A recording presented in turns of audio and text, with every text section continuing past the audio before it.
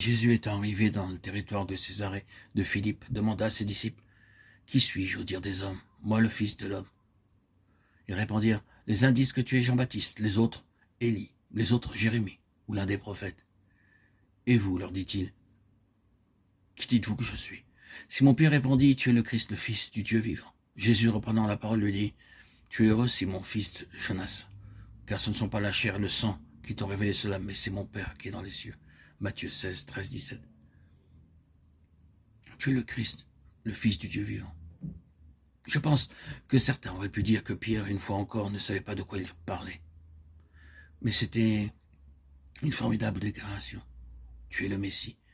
Tu es le Messie. Les deux termes Christ et Messie signifient oint, et comme tel, le Fils du Dieu vivant. Ici, nous avons la réalité fondamentale du christianisme. La personne du Seigneur Jésus. Pour un homme comme Pierre, un juif imprégné de l'Ancien Testament et de l'histoire juive, dire cela signifiait beaucoup plus que ce que nous pouvons imaginer. Réfléchissons à toutes ces grandes choses qui étaient liées à ce nom de Messie. Il y avait trois grandes conceptions du Messie en Israël. La première, nous la trouvons dans la première partie des prophètes. Celle d'Ésaïe, le fils de David. La descendance, c'est le fils de David. Vous vous souvenez de la prophétie d'Ésaïe au sujet du rejeton de Jessé, Ésaïe 11.1. C'était la première conception de la venue du Messie de loin qui devait remonter sur le trône de David avec tout ce que cela signifiait. Dans la deuxième partie d'Ésaïe, le Messie, le serviteur souffrant de Dieu, le roi rédempteur, le rédempteur roi. Et Ésaïe 53 est au centre de cette conception du Messie. Nous voyons le trône et la rédemption, la manière dont Dieu va œuvrer pour accomplir cela. Nous trouvons la troisième conception du Messie qui devait venir dans le livre de Daniel chapitre 7. C'est un passage merveilleux. Je regardais pendant que l'on plaçait des trônes, et l'ancien des jours s'assit. Son vêtement était blanc comme la neige, et les cheveux de sa tête étaient comme de la laine pure. Son trône était comme des flammes de feu, et les roues comme un feu ardent. Un fleuve de feu coulait et sortait de devant lui. 1000 milliers le servaient, 10 000 millions se tenaient en sa présence.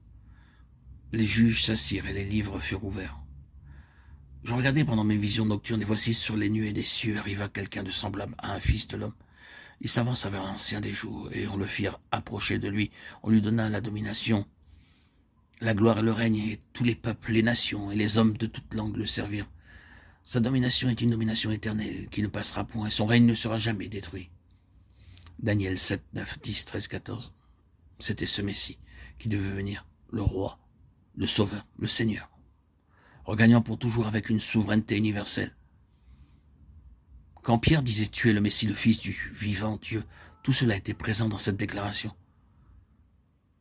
C'est pour cette raison que Jésus dit « La chair et le sang ne t'ont pas révélé cela à toi. Mon Père sait ce que signifie le Christ, le Messie et le Fils. » Maintenant, j'ai dit cela seulement avec l'intention de raviver cette conception de la grandeur de notre Seigneur Jésus, comme une aide à la vision. J'aimerais que, alors que nous parlons de cela et que nous le lisons, nous puissions voir que le Seigneur Jésus n'est pas petit, ni un Seigneur défait et battu entre les mains du grand ennemi. C'est seulement avec une juste conception de sa personne et en le saisissant que nous pourrons aller de l'avant et triompher.